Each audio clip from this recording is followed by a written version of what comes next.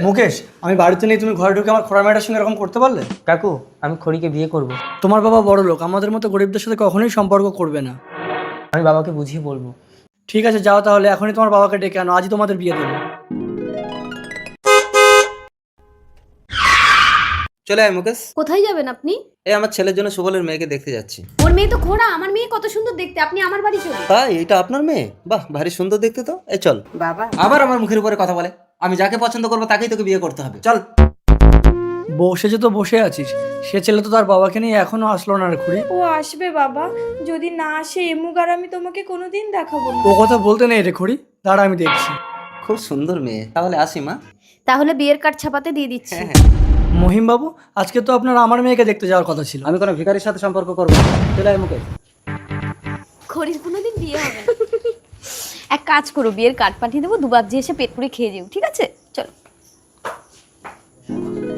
মেয়ের সাথে প্রতারণা করার প্রতিশোধ নেওয়ার জন্য নিজের জীবন্ত শরীরকে আত্মায় পরিণত করে মেয়ের শরীরে প্রবেশ করলেন তিনি।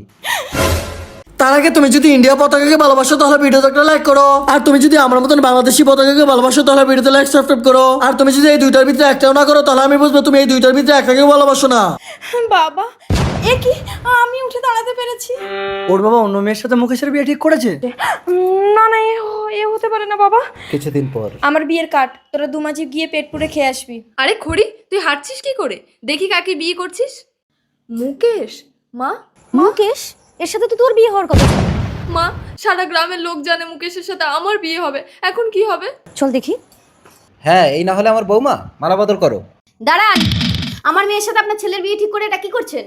এই তুমি এদিকে শোনো, একে চিনতে পারছো?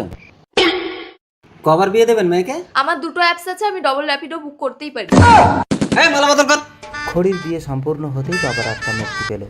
খড়ি, ভালো থাকিস মা। বাবা, চলো বৌমা।